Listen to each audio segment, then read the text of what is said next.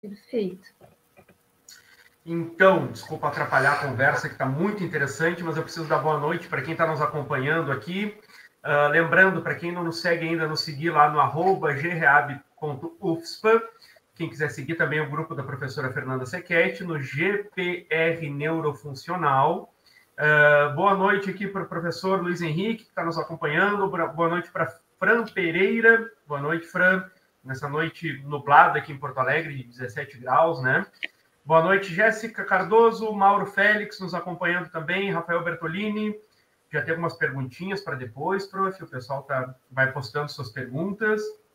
Daqui a pouquinho a gente abre para as perguntas da audiência. Lembrando também que depois de terminada essa live, ela vai ficar para sempre aqui no YouTube, e os cortes ficam aqui no YouTube e no nosso Instagram, e o áudio vai para o Spotify. Certo? Tânia, professora Fernanda, volto com vocês.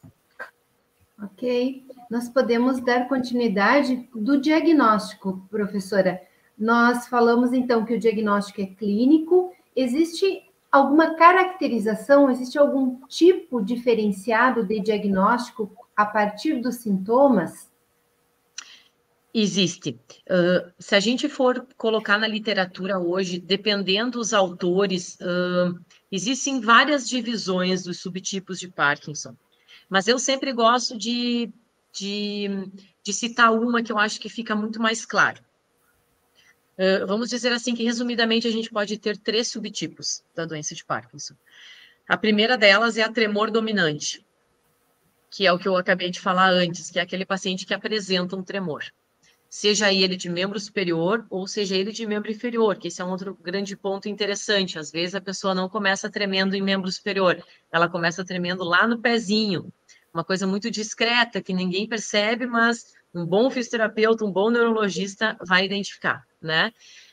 Então, esse é o tipo tremor dominante, né? Ele é um paciente que treme mais. Ele não apresenta tanta lentidão, tanta rigidez muscular. Ele tem mais esse tremor.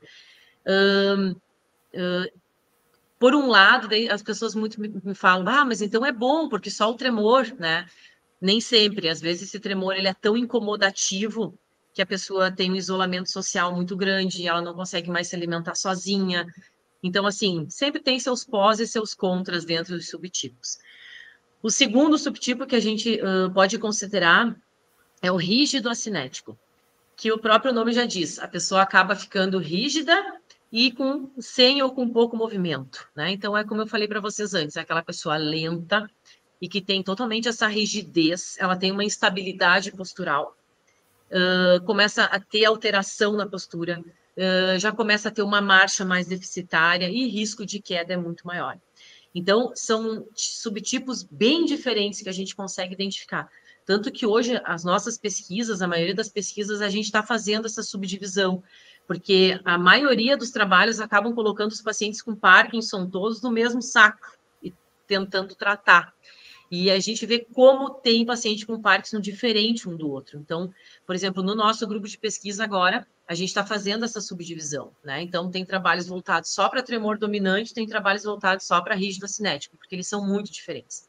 Mas, como nem tudo é tão bonitinho, tem o terceiro tipo, que aí é um misto, que são aqueles pacientes que têm, de um lado, geralmente, o tremor, e do outro, ele apresenta essa rigidez e essa bradicinesia. E aí, esse a gente pode dizer assim que é o mais complicado mesmo, porque ele apresenta, e esses sintomas flutuam, né? Então, às vezes o tremor está muito exacerbado, às vezes no outro dia ele está com uma bradicinesia, uma rigidez terrível. Então, assim, eu gosto sempre de fazer essa divisão da doença de Parkinson nesses 3 subtipos, tá? O tremor dominante, o rígido acinético, instabilidade postural e o misto, que apresenta ambas as características.